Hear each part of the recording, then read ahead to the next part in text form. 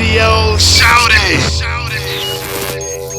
We live right now. So, I mean, for those in the city of Atlanta that don't understand the Addict Crew or what you done brought to the city, can you run through a short list of things that you did so they can get a good understanding of who we got in the building tonight? Well, I tell you what, when we first started, before the dungeon, it was me, Ceelo was a group. Ooh.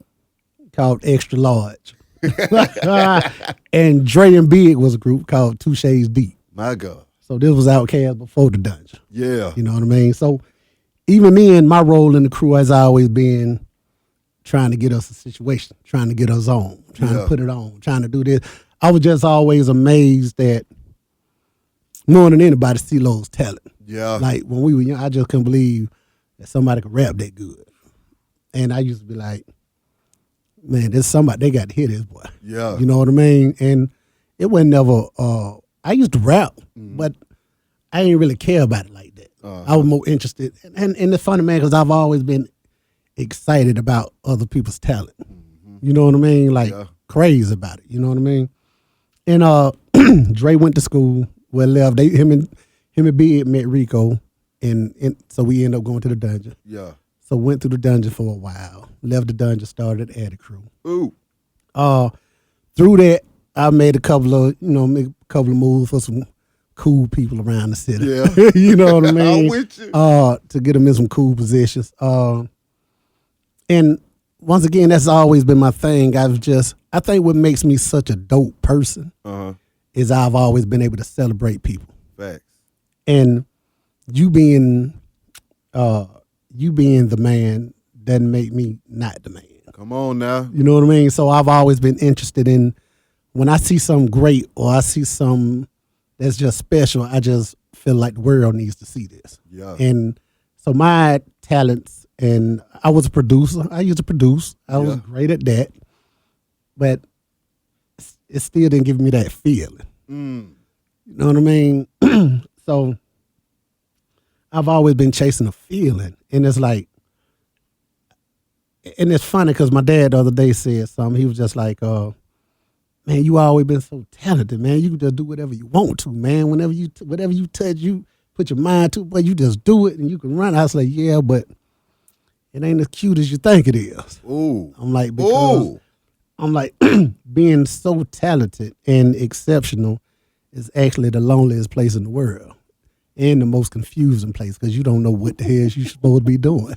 I feel you. You know what I mean? Yeah. So you seem like you got bipolar because you on something new every week.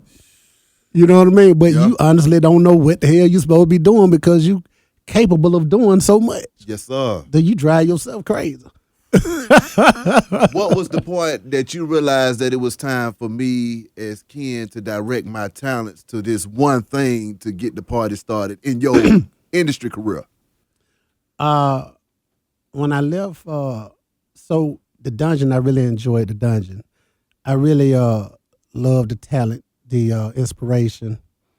I really love Reek and his vision. Yeah. Reek was a visionary, no doubt about it. He's one of the best ever. Yes, sir. He's able to take something that seems so crazy and break it down and make it all make sense. And I've always admired that and thought he was the best to ever do that. Yes, sir. And it was like the dungeon was like school for me. Yes, sir.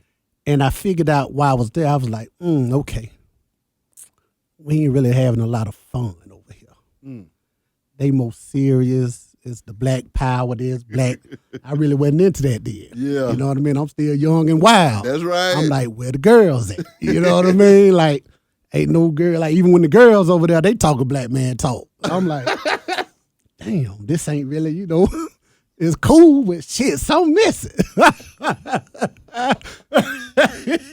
You know what I mean? Yeah. So I had a full crew already that was all about the girls. And, my little cuz Sean Paul had all the girls. Come on now. So everything about this crew was just girls. And I was like, so one day I was sitting down, and as we put it all together, I was just like, you know what?